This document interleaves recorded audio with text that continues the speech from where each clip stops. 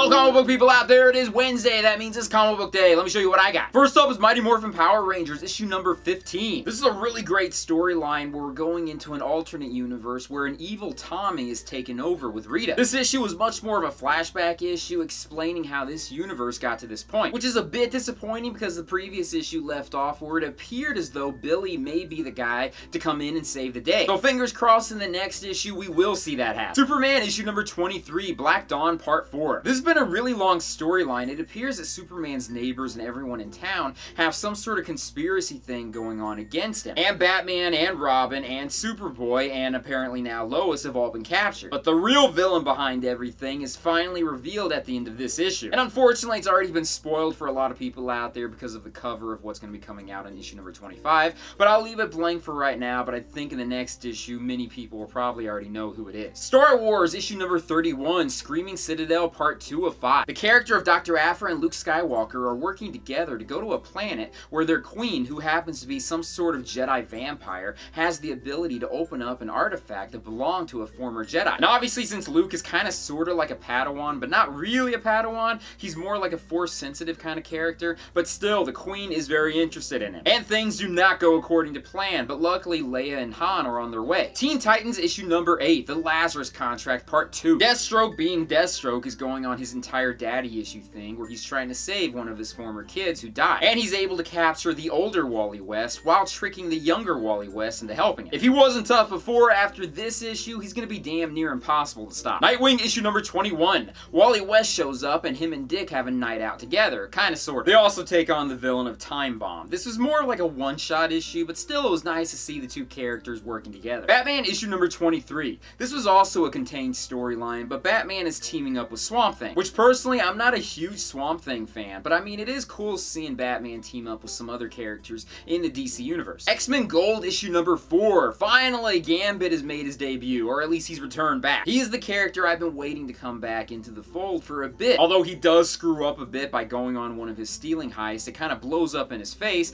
and now the X-Men have to come in and help out. Although there's a little more to it, and there's a new villain at the end of this issue that may cause a huge problem in the future. The Mighty Thor issue number 19. Thor and the former Thor, Odinson, are working together, and they're also taking on the Phoenix Force. With the help of Quentin Quire, former X-Men student, also a character that I can't stand, and for whatever reason is a future host for the Phoenix Force. This is part of the Asgard Shi'ar War storyline that's been going on. This issue wraps most of that up, which this was a good issue, but the next issue is what I'm really looking forward to. The ultimate Thor, whoever that is because his identity is unknown, is going to be making his debut. There's a lot of theories online about who he's going to turn out to be, so I'm very curious. Finally, I got The Flash issue number 22, The Button Part 4. If you're not aware of this storyline was supposed to start going into some of the mysteries that are surrounding the entire Rebirth storyline going on in the DC universe. It has the Flash and Batman investigating the comedian's button that for some reason appeared in the Batcave, and the return of Eobard Thawne, aka the Reverse Flash, and then abruptly killing him, and for the Flash and Batman seeing that their paths have been altered in some ways. As the cover suggests, we do see Jay Garrick, the Flash from the Golden Age. He does make an appearance,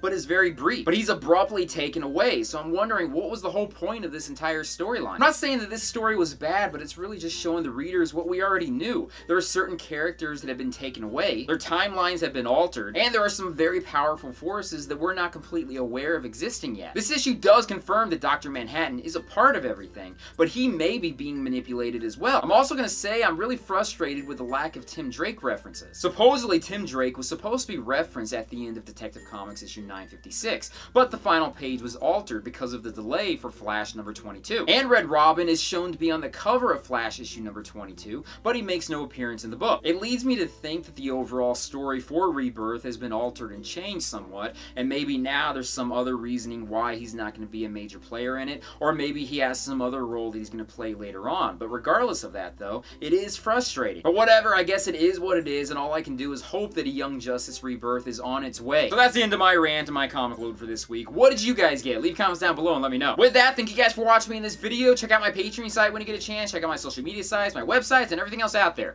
Peace, love, and I'll see you guys later. Peace. Jeff Johns recently announced that the Doomsday Clock storyline is going to be coming out in November. This should hopefully answer most of the questions, or at least start to go into all of the questions surrounding the Rebirth story in the DC Universe, or at least that's what I'm really hoping is going to happen. Right now, very few details have been given, though.